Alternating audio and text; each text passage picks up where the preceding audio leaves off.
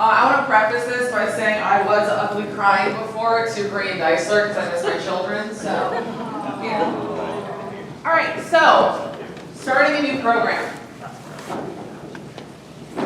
There we go. I was like, I'm not going to cry today, not going to make anybody cry today, and I already failed. I like it, yeah, fail forward. So, you know, and I told you it's not a pretty cry, so no one wants to see that. I had to start with the Golden Girls reference. Yes. This is kind of what this is going to feel like. But there's me. I won't say baby Ryan because Keith's is better. But that was me. I'm from Nazareth, Pennsylvania, which is like 2-ish hours east from here, where we are. That was back in 2017. Now, I am older than that, so I started teaching, well, I graduated in 2010 from college. But I did a lot of long-term subbing, day-to-day subbing. It was back when you couldn't find a job to save your life. And then we got to the point where I said, I'm just going to stop trying. And we're going to have kids. And I ended up staying home for 2 years with my older son. So literally the day that I told my husband, I'm just going to stay home. I'm going to be a stay-at-home mom. Not going to go back to teaching. I got a phone call asking me if I wanted to come to Nazareth and teach. And I was like, okay. And my husband's like, thought we were done with this. And I'm like, well, I couldn't say no. You know, so that was where I started at Nazareth.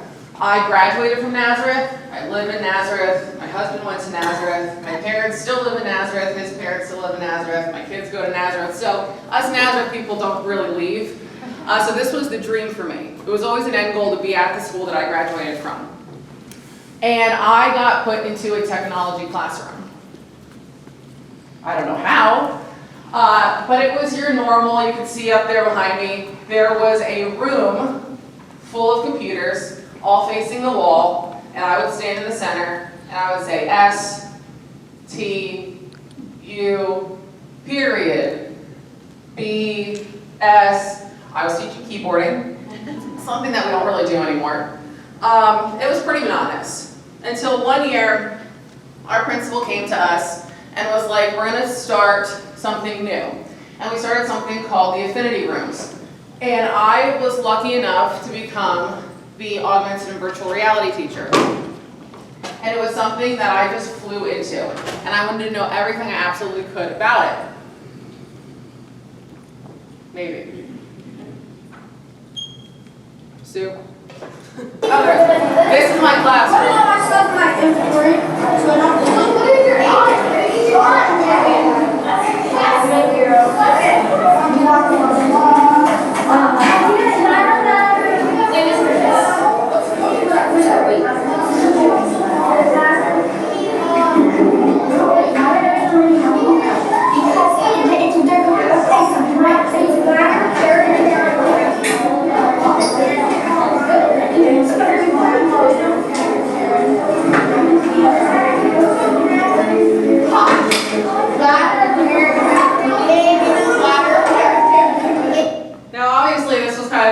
During that COVID time, since everybody's wearing masks. But you can see that every kid is doing something different. Every kid is fully engaged in what they were doing, and I loved my classroom. It was someplace I enjoyed. Then, a few years, after doing that, I started looking at what our technology looked like in our district. So in 5th to 6th grade, there's my AR/VR class. We had coding robotics, we had multimedia, we had careers, we had digital literacy, we had everything. It was awesome. When they moved up to 7th and 8th grade, they had robotics and careers. We then started K-4 STEAM in our elementary schools. And then I looked at the high school. And they taught programming. That was it. Just a programming class, one. And it was C++, and it was with a book that, okay, it wasn't that old, but I'm sure that if you touched it, it was about to fall apart. And I was like, feel like we could do better. And, especially somebody, again, who graduated from Nazareth, who had kids who were going to be there eventually, is this something that we wanted for our kids? Do we still want to be teaching from a book that was about to fall apart? So I started thinking, what's next? So that's when I started having conversations with my principal, saying, hey, I had this idea, maybe somebody should eventually go to the high school and grow technology, right? We are in a technology-driven world. We can't be teaching from a textbook about technology. And he was like, not yet. Not yet. Maybe one day, but not yet. And I was like, all right.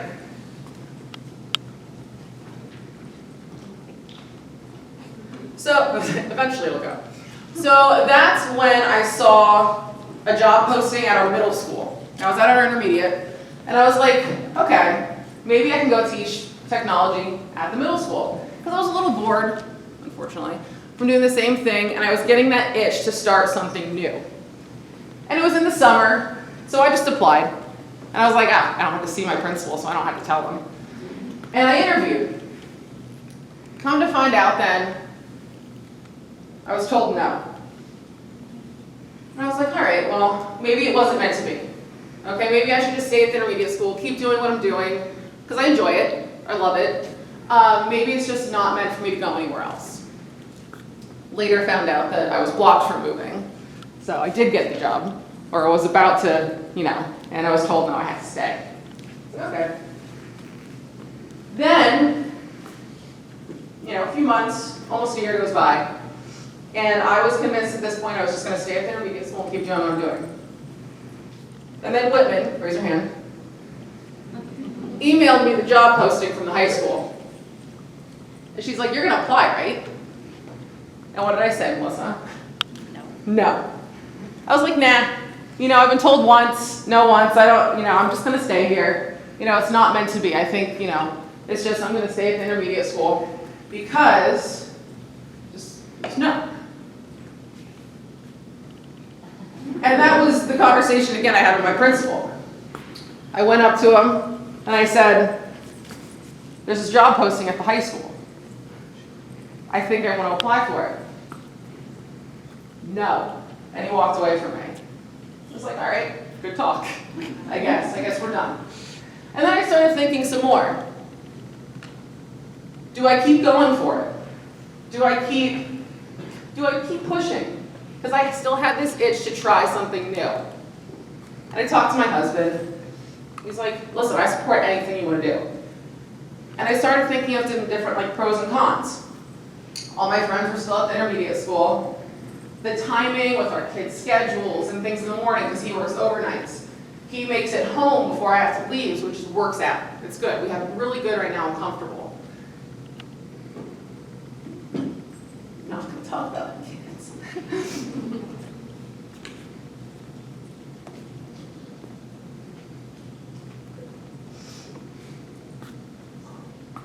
If you're parents, you get it.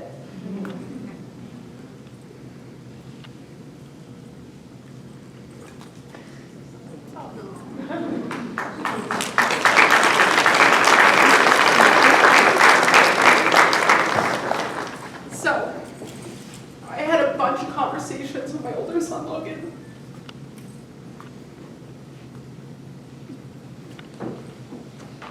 And we would always talk about, hey, when you're at the intermediate school, you and Mommy are going to ride it together, and we're going to talk in the car, and I'll get to see you during the day, and you'll have me as a teacher, and it'll be awesome.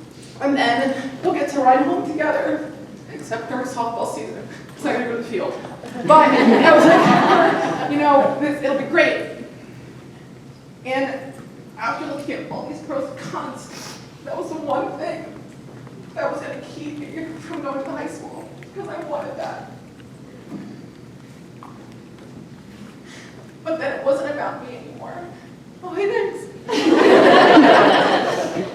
It wasn't about me. It was about what our students needed and what I knew I could do. And I was already scheduled to come to KTI, so I was like, okay, this is coming. So what I ended up doing, and listen, unless you feel really passionately about something, I don't recommend doing what I did next. And I went to our assistant superintendent, and I had those conversations. I said, I know I've been told no before, and I don't think it's right. I want better for our students. And she's like, let me talk to them. So I applied, had conversations with our high school principal, and just to talk. And it went well. And then I got a phone call saying, we want you to come to the high school. And I was like, my first actually thing that I said back was, did you talk to him? Like, does he know? And he was like, yes. And he's given the blessing for you to come to the high school. And I was like, oh, okay. So like, that's cool. And I totally regretted every decision then too. You know how you do something, you're like, yeah, it's a great idea. And then it happens and you're like, oh no, it's a terrible idea. That was the war I was waging with myself. And I was like, all right, this is happening. So I packed up my classroom, cried some more to my friends and all that fun stuff. And I went to KTI that summer.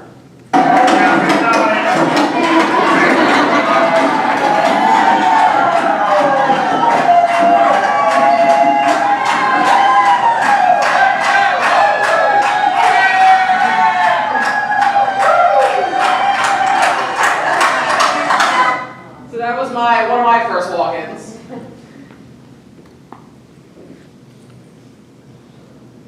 And I met some really wonderful people. And I came in here hearing about this P4 project. And I was like, well, I automatically know what it needs to be. You know, I need to make a programming class or some technology class for the high school. And that was what my P4 project was.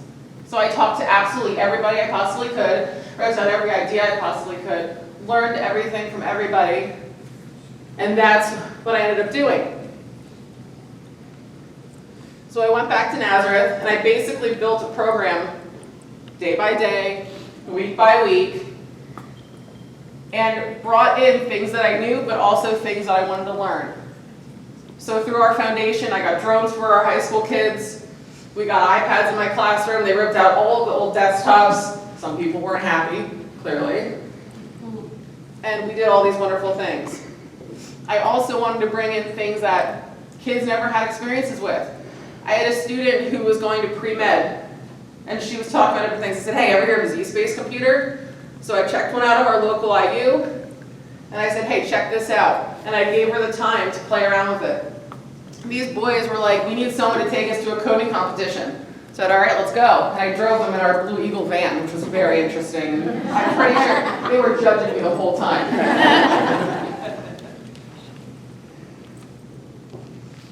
And then, somehow, I won an Excellence in Education Award for that programming class that I just did last year.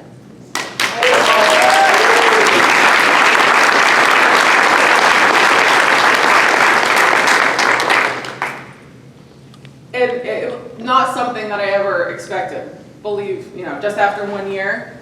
But it was proof that if you focus and you believe full-heartedly in something, you can accomplish anything. Hopefully not tick off some principles along the way, but then I started thinking again, what's next? How can we grow this program right now? We have one programming class still. So there's still more work to be done, because this is all these kids get right now. And obviously it doesn't sit well with me. And I have kids saying, what's next? What else are we going to do? What else can we add? So there's still more room to grow. So you should always be thinking, what's next? Never be satisfied. I want to leave you with this quote, because I'm a Disney fan. What? Go figure. All right? You must be imaginative, strong-hearted. You must try things that may not work, and you must not let anyone define your limits.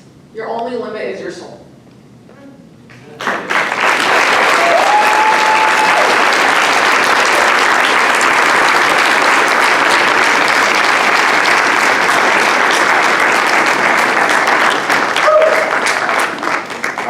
Ryan, that was awesome as you worked through that. So I now believe